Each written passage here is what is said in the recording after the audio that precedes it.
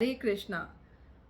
हम लोग ने अक्सर बहुत सारे लोगों को अमूमन कहते सुना है कि अरे भगवान को भी तो युद्ध में चोट लगी होगी और खून निकला होगा, भगवान भी तो भूखे थे, उनको भी तो माखन चुराने की ज़रूरत क्यों पड़ी? क्योंकि उन्हें भी भूख लगती थी। भगवान भी तो सोते थे, भगवान ने भी तो विवाह करे, तो उनमें और हम में कोई फ़र्क है ही नहीं। वो तो इंसान थे, भगवान नहीं थे। कृष्ण जो थे एक बहुत बड़े लीडर थे, भगवान नहीं थे, ईश्वर नहीं थे। अक्सर इस टॉपिक पे लोग चर्चा करते हैं, पर वो ज़्यादातर वही लोग होंगे, आपको कहते सुनाई देगा, जो लोग ने भगवत गीता को कभी पढ़ा ही नहीं होगा, समझने की तो दूर की बात है। आइए देखते हैं कि अगर भगवान कृष्ण उनके हिसाब से एक लीडर थे, बहुत बड़े महान थे, तो बट ऑब्वियसली कोई महान आदमी जो है वो झूठ तो नहीं बोलेगा ना। तो चलिए सुनते हैं भगवान कृष्ण ने अपने बारे में आपको और मेरे को क्या बताया है। चैप्टर 3 में श्लोक नंबर 22 में कहते हैं कृष्णा, मैं ये आपको नंबर इसलिए बताती हूँ सो दैट कि आप खुद जाइए और पढ़िए इस बात को। हमें ज्ञान पे विश्वास करना है, लोगों की ऐसी इधर उधर की कही बातों पे नहीं। मैं भी कोई बात यूं ही कह दूं तो उस पर भी कोई विश्वास करने की जरूरत नहीं।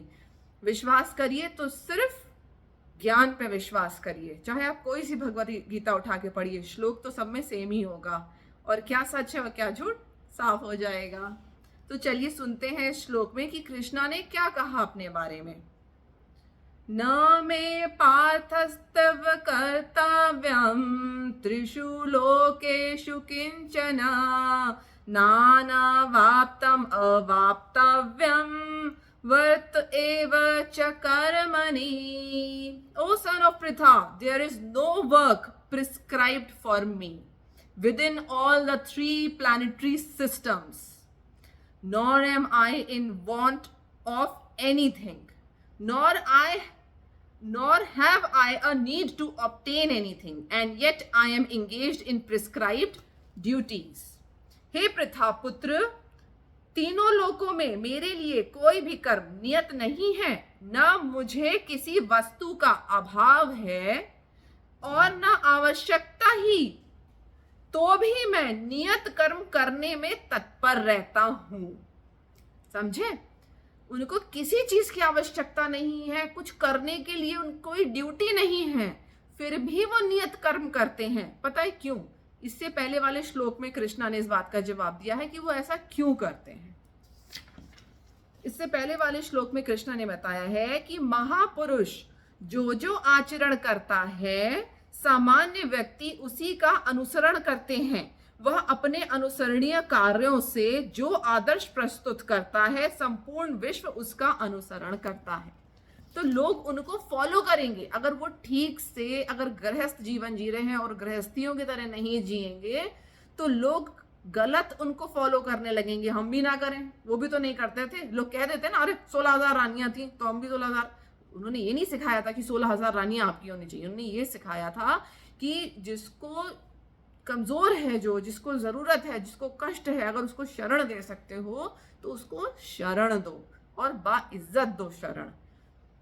ये सिखाना चाहा था कृष्णा ने 16,000 रानियों से विवाह करके, और वो कोई नॉर्मल इंसान नहीं थे, इस श्लोक से ही सिद्ध हो जाता है। आइए उसी पहले वाले श्लोक पे चलते हैं। इसके पर्पोर्ट में 22 नंबर के श्लोक में 3rd चैप्टर के प्रभुपाद क्या एक्सप्लेन करते हैं उसे सुनते हैं। कृष्णा के लिए कह रहे हैं, he does not possesses a bodily form like that of a ordinary living being. हमारी तरह उनका शरीर नहीं होता है। There is no difference between his body and his soul. उनकी आत्मा और शरीर में कोई डिफरेंस ही नहीं है, हमारे तो है ना। He is absolute, all his senses are transcendental. सब उनके जितने भी सेंसेस हैं सब ट्रांसेंडेंटल है। उनके नेत्र, उनके कान, उनकी वाणी, उनका मुख, सब कुछ ट्रांसेंडेंटल है, दिव्य है। Any one of his senses can perform the action of any other senses. ये बात मुझे बड़ी अच्छी लगी थी सुन करके। भगवान अपने नेत्रों से देख ही नहीं सकते हैं, नेत्रों से भोजन भी कर सकते हैं, अपने हाथों से खाली स्पर्श नहीं कर सकते, हाथों से भी भोजन ग्रहण कर सकते हैं, हाथों से देख भी सकते हैं। उनकी सारी इंद्रियां दिव्य हैं, वो किसी भी इंद्रियों से कोई कार्य कर सकते हैं. Therefore, no one is greater than him or equal to him. His potencies are multifarious, and thus his deeds are automatically performed as a natural sequence.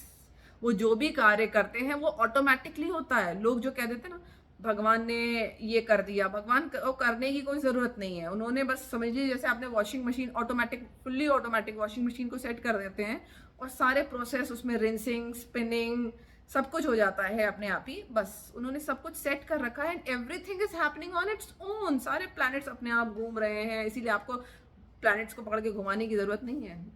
Krishna ने सब कुछ सेट कर रखा है.